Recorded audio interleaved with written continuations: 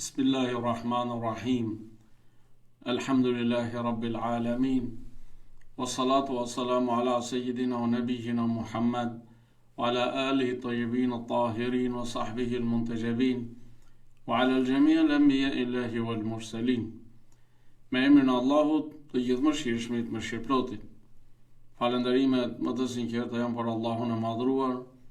Paqja e bekimet e Allahut qofshin mbi profetin Muhammed, mbi familjen e tij të pastër, mbi shokët e tij të zgjedhur dhe mbi të gjithë të dërguarit dhe profetët e Allahut të madhruar. Të dashur vëllezër dhe motra, ju përshëndes me përshëndetjen e bukur islame. Assalamu alaikum wa rahmatullahi wa barakatuh. Në vazhdim për të rubrikës tonë ajeti dhe kuptimi i tij, për sot do të flas për rreth ajetit pa 24 të surës Anfal. Në këtë ajet, Allahu i madhruar dhe i lartësuar thot: Bismillahirrahmanirrahim. Ja eyyuhalladhina amanu stajibu lillahi wa lirrasuli idha da'akum lima yuhyikum wa'lamu anna Allaha yahulu bayna al-mar'i wa qalbihi wa annahu ilayhi tuhsharun. O ju që keni besuar, përgjigjuni Allahut dhe të dërguarit kur ju thret drejta asaj që u jep jetë, dhe ta dini se Allahu ndërhyn mes njeriu dhe zemrës së tij, dhe se tek ai do të tuboheni të gjithë. Ky ajet i begat si të gjithë ajetet e Kuranit të shenjtë, fjalës së Allahut të madhruar, e thot shumë qartë se thirrja islame është thirrje për jetë, dhe për jetë morale dhe materiale, kulturore dhe ekonomike, politike dhe shoqërore. Pra, Islami është feja e jetës.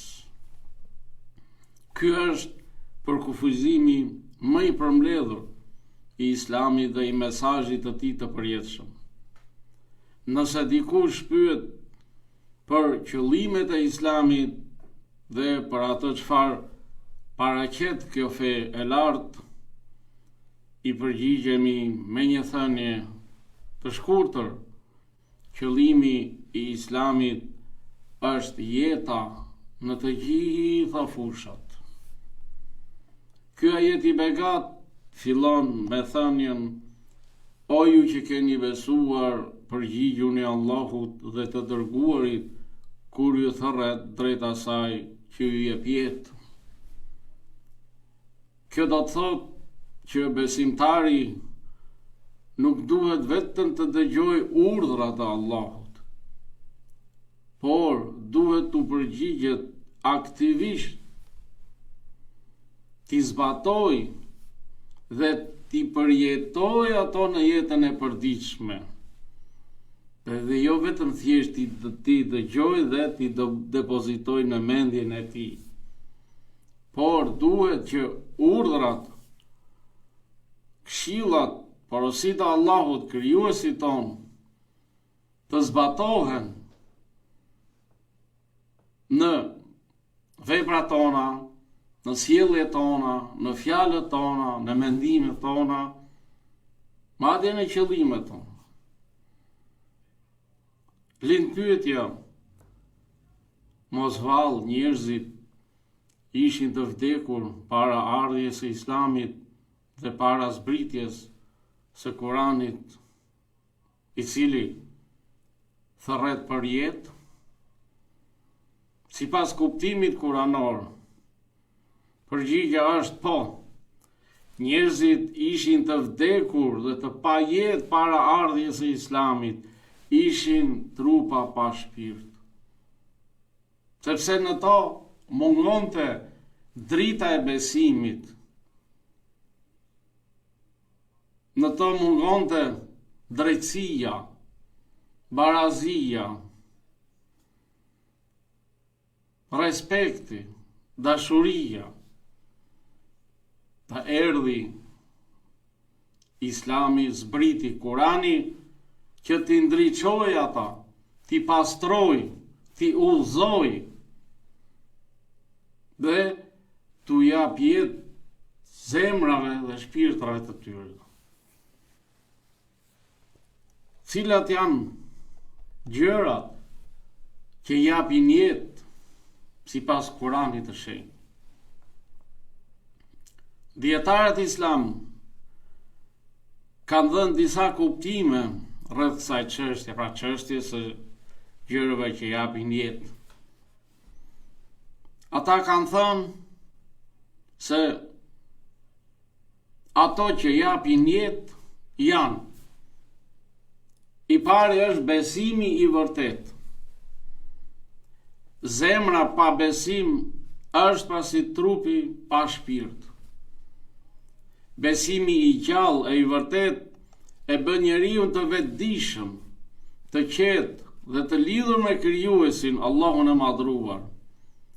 Besimi në Allahun i dhuron njeriu ndjenjën e lirisë, sepse besimtari e ndjen veten rob vetëm përpara krijuesit dhe jo krijesave. Siç thot Imam Aliu alayhis salam, mos u bëj rob, skllav i krijesave, sepse Allahu të ka krijuar të lirë. Pra besimi i sinqert, besimi i vërtet, i jep ndjenjën e lirisë për njeriu. Besimi e nxit njeriu në njohjen e përgjegjësive ndaj Allahut, ndaj vetes, ndaj familjes dhe ndaj të tjerëve që e rrethojnë. Besimi e nxit njeriu që të llogarisë veten e tij dhe e bën atë që ai të gjykojë veten se në çfarë rrugë është, a është në rrugën e mirësisë apo është në rrugën e devijimit. Besimi forcon ndërgjegjen e cila e qorton njeriu kur gabon, kur mëkaton dhe kur devijon. Besimi e ndalon njeriu në bërjen e gjunaheve dhe mëkateve, qoftë në gjendje gëzimi apo hidhërimi. Besimi sjell siguri dhe stabilitet për individin, familjen dhe shoqërinë. Besimi e bën njeriu të palëkundur nga rruga e drejtë dhe nga rruga e mirësisë. Një shoqëri pa besim në Allahun e madhruar i ngjan një xhungle në të cilën sundon i forti dhe jo më i miri, më i dituri, më i devotshmi dhe më besimtari. Pra besimi i jep jetë të vërtet zemrës dhe shpirtit. Lum ata që besojnë, sepse zemrat e tyre janë gjithmonë të gjalla, aktive dhe të lidhura me krijuesin e zemrës, Allahun fuqiplot. Gjëja e dytë që jep jetë, sipas Islamit, sipas dietarëve islam, është Kurani i shenjtë. Kurani është udhëzim dhe dritë për zemrat. Allahu thot se Kurani është shërim për atë që është pra në kraharor, pa që është zemrat. S'ka dyshim se fjala më e mirë, më e dobishme dhe më e përkryer është fjala e Allahut të madhruar, Kurani i shenjtë, i cili është udhëzim, dritë, shërim për njerëzit. Kurani përmban bazat për jetën dhe për jetesën. Ato janë të shumta e të panumërta. Nuk ndryshojnë me ndryshimin e kohës dhe me evolimin e dijes e të shkencës. Përkundrazi, sa më shumë të përparoj dija dhe shkenca në çështjet e jetës, aq më të qarta bëhen ato baza të jetës në Kuranin e shenjtë. Në Kuran sqarohet se kjo jetë është fusha e të mbjellave për jetën tjetër. Çfarë të mbjellim do të korrim. Në Kur'an sqarohet se çfarë pëlqen dhe çfarë nuk pëlqen Allahu. Kur'ani është libri i jetës, është busulla më e mirë, më orientuese drejt lumturisë së vërtet në këtë jetë dhe shpëtimit në jetën tjetër. Prandaj, le të kapemi pas Kur'anit. Gjëja e tretë që jep jetë është kryerja e adhurimeve dhe morali. Allahu thot, nuk I kam krijuar njerëzit dhe gjindet vetëm të më adhurojnë. Profeti Muhammed sallallahu alaihi wa ali ka thonë, jam dërguar vetëm që të përsos moralet e larta. Dhe ky binom e bën besimtarin të pastër, të drejtë, të devotshëm dhe të lidhur me Krijuesin. Adhurimet janë ushqimi I zemrës dhe I shpirtit. Namazi, agjërimi, drejtësia, sinqeriteti, sjellja e mirë, këto e gjallërojnë zemrën dhe shpirtin. Besimi pa vepra dobësohet dhe zbehet. Adhurimi nuk është thjesht një seri veprash formale që kryhen me trup, por është një lidhje e thellë shpirtërore mes njeriu dhe Krijuesit të tij. Nëpërmjet adhurimit, zemra e njeriu gjen qetësi, paqë, pastrohet nga papastërtitë shpirtërore dhe ringjallet me dritën e besimit. Në një botë ku shpesh mbizotron shpërqendrimi dhe largimi nga vlerat shpirtërore, adhurimi bëhet burim force, udhëzimi dhe gjallërimi të brendshëm. Adhurimi e forcon lidhjen me Allahun, e shton vetdijen dhe e bën zemrën më të ndjeshme ndaj së mirës dhe më të qëndrueshme përballë provave. Prandaj, të kuptuarit e ndikimit të adhurimit në gjallërimin e zemrës është thelbësor për çdo besimtar që synon një jetë të mbushur me paqë dhe me kuptim. Gjëja e katërt që jep jetë është përpjekja në rrugën e Allahut fuqiplot. Kjo përfshin luftën kundër vetes, epshit, egos, luftën kundër padrejtësisë dhe të keqes. Në ajetin 69 të surës Ankebut, Allahu I madhruar thot: ata që përpiqen, luftojnë dhe sakrifikojnë për çështjen tonë, sigurisht ne do t'i udhëzojmë drejt udhëve tona. Vërtet Allahu është me punë mirët. Në këtë ajet flitet për njerëzit që përpiqen dhe që sakrifikojnë në këtë jetë. Flitet për ata që sakrifikojnë me vetat e tyre në rrugën e bindjes dhe të adhurimit të Allahut.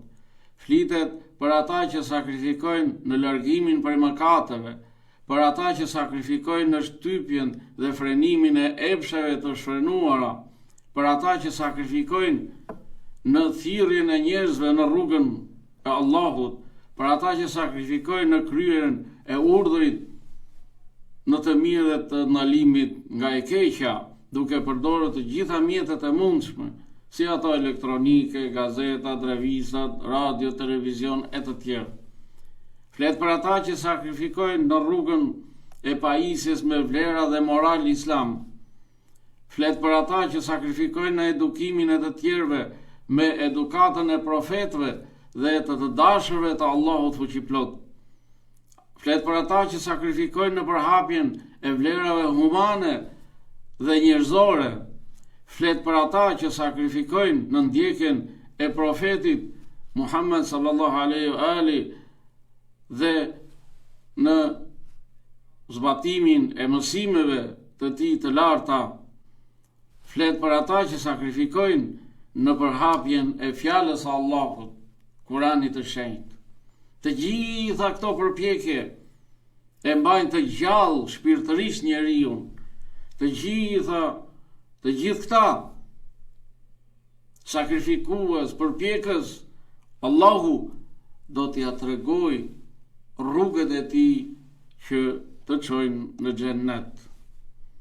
Pra, fjala jetë e përmendur në këtë ajet nuk është vetëm jetë biologjike e materiale, por është jetë e zemrës, e shpirtit dhe e ndërgjegjes. Dhe për këtë jetë duhet të interesohemi më shumë. Fatkeqësisht, njerëzit janë të dhënë më shumë pas jetës materiale dhe e kanë harruar, e kanë lënë pas dore jetën e zemrës, jetën e shpirtit, jetën e ndërgjegjes. Më pas, ajeti thot, Allahu ndërhyn midis njeriu dhe zemrës së tij. Ky është një paralajmërim shumë i fortë dhe ka kuptimin se Allahu ka pushtet mbi zemrat tona. Ai mund ta udhëzojë ose ta devijojë zemrën sipas veprave tona që ne bëjmë. Njeriu nuk duhet të vonojë pendimin apo bindjen ndaj Allahut. Mos thuaj do ta bëj më vonë, sepse zemra mund të ndryshojë. Sot punon, nesër mund të pushojë. Askush nuk e din se kur pra pushon zemra përveç krijuesit të zemrës. Prandaj, kur të mos e vonojmë veprën e mirë, kur të mos themi do ta bëj më vonë, mos thoni që është herët, as edhe një herë. Të dashur vëllezër dhe motra, Kurani i shenjtë është libri i të gjitha kohrave, sepse ai është në përputhje të plot me natyrën e njeriu të çdo kohe dhe vendi. Në kohën tonë ku ka shumë shpërqendrim, nevoja për Kuranin dhe për mësimet e tij është e madhe. Është detyrë që t'i përgjigjemi thirrjes së Allahut në praktik. Jo vetëm ta dim të vërtetën, por ta zbatojmë atë. Për shembull, kur dëgjon ezanin, çohu për namaz. Kur dëgjon për nevojtarin, shko ndihmoje. Kur sheh të keqen, ngrihu dhe ndaloje. Në këtë kohë, shpërqendrimi të ushqem zemrën, jo vetëm trupin. Ta ushqem zemrën me leximin e Kuranit çdo ditë, me përmendjen e Allahut, të reflektojmë mbi jetën, të luftojmë vdekjen shpirtërore moderne, të kthehemi tek Allahu dhe tek udhëzimi i tij. Të jemi të kujdesshëm me zemrën tonë, të mos e mbushim me urrëtie, me armiqësi, me zili e me mëkate. Të lutemi gjithmonë e të themi, o Allah, na e forco zemrën në fen tënde.